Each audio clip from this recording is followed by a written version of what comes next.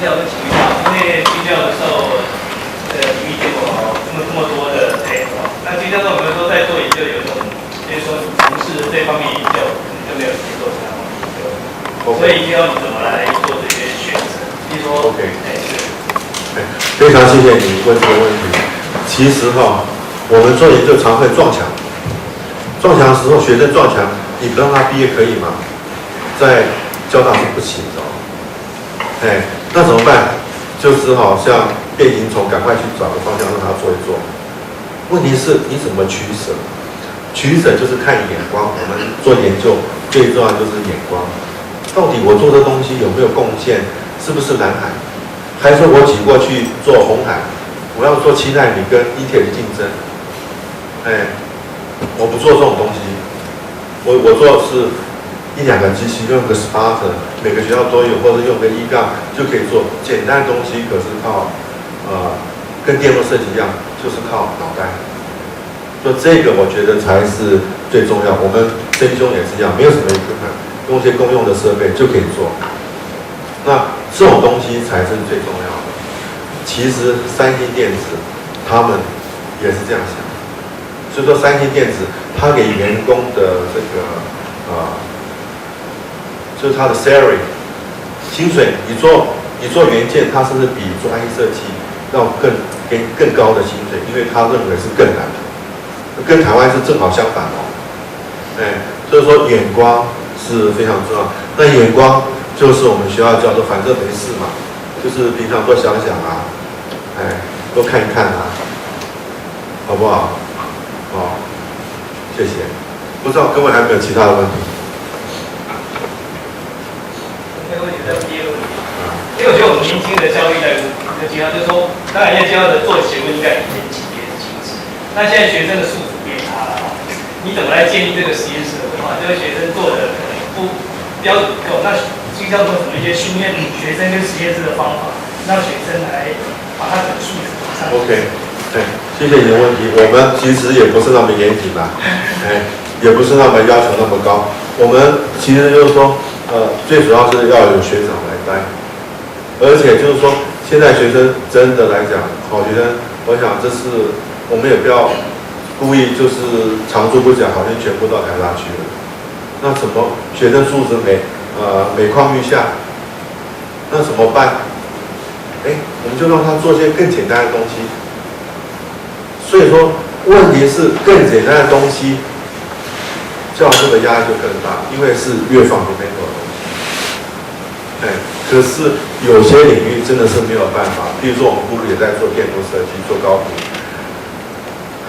电路，你只要错一点点，一个地方错掉那对不起，你的朋友你就出不来。所以有些领域是不太适合用比较这个程度不太一样的学生来做。可是跟大家讲分享一下，有时候有些学校的学生，他可能比较差的学校，我们还是可以把他训练出来变成高手。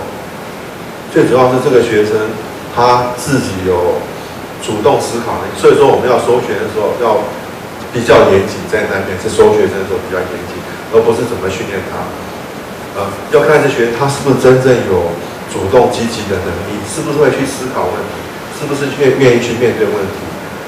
很多私立学校的学生，我收到的反而有这种能力，而不是国立大学生。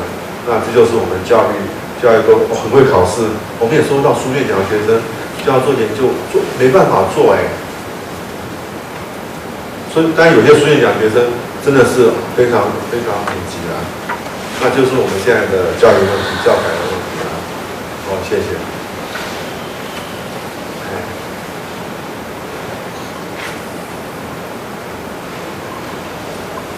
还有一个问题，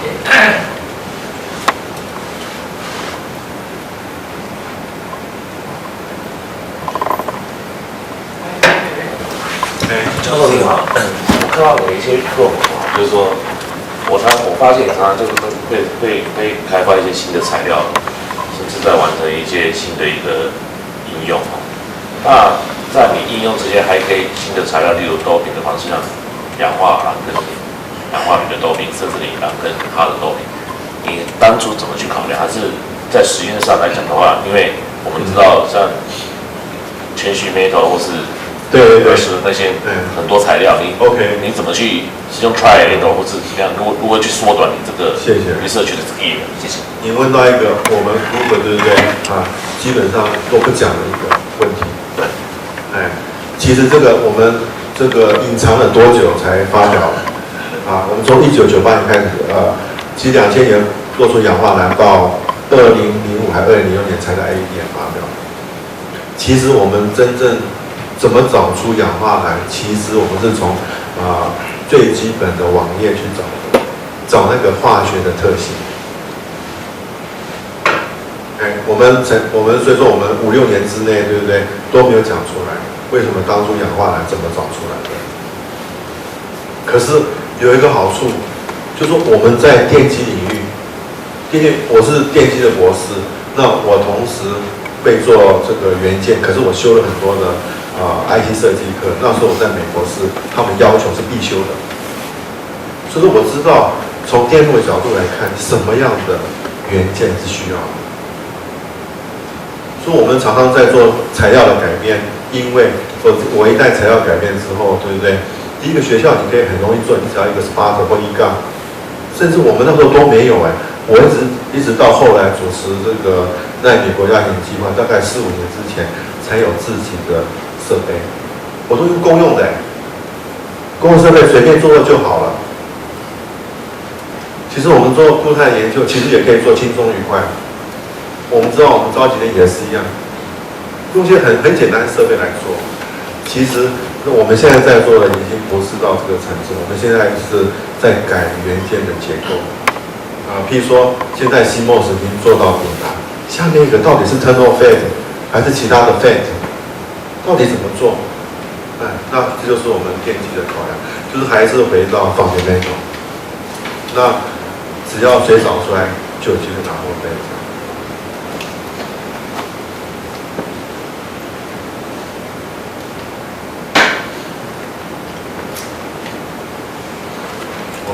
好，谢谢那个，谢谢各位，谢谢。